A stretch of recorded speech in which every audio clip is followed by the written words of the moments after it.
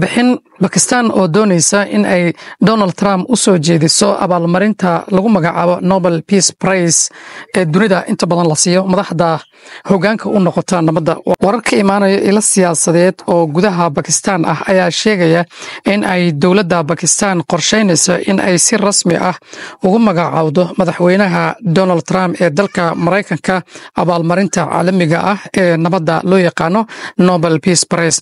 Sababta Pakistan u magacaabaysa Trump waxaa la sheegayaa in ay Pakistan ay talaabada qaadaysa iyadoo tixraacaysa doorkii Trump uu ku lahaa heshiisyadii nabadeed ee bariga dhexe ee gaar ahaan wadahadaladii u dhexdhexaadiyay ee u dhaxeeyay Israa'iil iyo qaar ka mid ah dalalka Carabta sida Imaaraadka iyo Bahrain.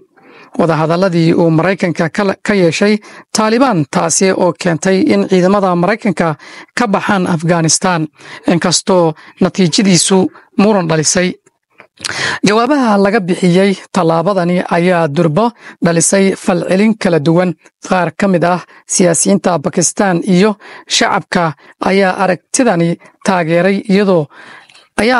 taageeray ayagoo u arkaya mid dhiirigelinaysa doorka nabadda ee dunida.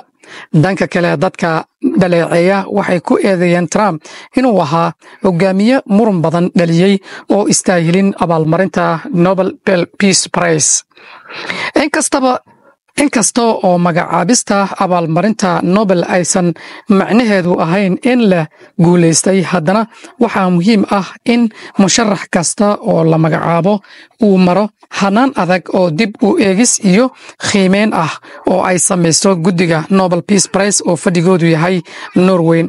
Pakistan haddii ay si rasmi ah u gudbiso magaca Trump waxay noqon doontaa arrin si weyn hadalhayn u dhalisa dunida inteeda kale. Talaabada Pakistan ay ku magacaabaysa Donald Trump abaalmarinta Nobel Peace Prize waxay muujinaysaa xiriirka siyaasadeed ee sii kobcaya sida dalalka kala duwan ay u adeegsanayaan abaalmarinta caalamiga ah si ay u muujiyaan mowqifyadooda diblomaasiyadeed. Si kastaba ha ahaatee, guddiga Nobel ayaa ugu dambeeyo leh waxaana la sugayaa in ay ka falceliyaan arrintani haddii ay si rasmi ah u soo gaaro magaca Donald Trump oo ka socda markaa iyada ah dalka Pakistan. Inkastoo sanadadii dambe dhibaatooyin weyn dunida ay ka dhacisay, Donald Trump iyo madaxda adduunkana ay raalli ka ahayeen duqiimadii ugu dambeeyay ee loo geysanayay ama dhibaatooyinka ugu dambeeyay ee sanadadan loo geysanayay wadanka Iraq ee dalka ugu dambeyn loo geysanayay Gaza oo markaas iyada ku dhamaatay malaayiin qof oo danyar ah iyo dhammaan dafaha dunida oo dhibaatooyin intaas leeg ka dhacay. Qodobadaas iyo qodobo kale ayaad la socon doontaan hadduu Ilaahay idmo. Halkani ayaadna nagala xiriireysaan page-ka dadku cusub tahay follow saaro. Asalaamu calaykum waraxmatullaahi wabarakaatuh.